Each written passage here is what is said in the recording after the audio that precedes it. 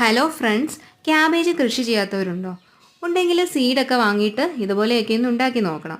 കാരണം എന്താണെന്ന് വെച്ചാൽ നമുക്ക് വീട്ടിൽ നല്ല വിഷമില്ലാത്ത നല്ല ഫ്രഷ് ആയിട്ടുള്ള ക്യാബേജ് ഇതുപോലെ വളർത്തിയെടുക്കാൻ സാധിക്കും.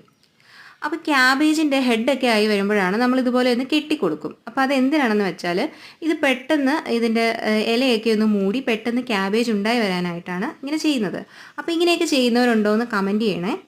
പിന്നെ നമ്മൾ ഇതുപോലെ ചെറിയ ചട്ടിയിലൊക്കെ ഇതുപോലെ ചെറിയ കലത്തിലൊക്കെ ഇതുപോലെ നട്ടുപിടിപ്പിച്ചിട്ടുണ്ട്.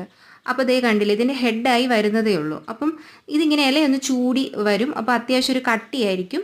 അപ്പോൾ അങ്ങനെ ഇല ചൂടി ഇങ്ങനെ വരുന്ന സമയത്ത് വേണം നമ്മളിതുപോലെ കെട്ടിക്കൊടുക്കാനായിട്ട്. അപ്പോൾ ഇതൊക്കെ ഇങ്ങനെ ഇല കൂടി ഇരിക്കുമ്പോൾ തന്നെ ഇത് ക്യാബേജായി വന്നോളും. അപ്പോൾ ഇതിന് മുന്നേ ഞാനൊരു ചെറിയ ഷോർട്ട് വീഡിയോയിൽ കാണിച്ചിട്ടുണ്ടായിരുന്നു ഇതിൻ്റെ ഹെഡ് വരാൻ എന്ത് ചെയ്യണമെന്നൊക്കെ ഉള്ളത്. അതൊക്കെ എല്ലാവരും ഒന്ന് കണ്ടു നോക്കൂ. പിന്നെ ഇതുപോലെ ക്യാബേജൊക്കെ ഒന്ന് വളർത്തിയെടുക്കാൻ എല്ലാവരും ശ്രമിക്കണം. അപ്പോൾ വീഡിയോ ഇഷ്ടപ്പെട്ടിട്ടുണ്ടെങ്കിൽ ഒന്ന് ലൈക്ക് ചെയ്യുക, ചാനൽ ഒന്ന് സബ്സ്ക്രൈബ് ചെയ്യുക.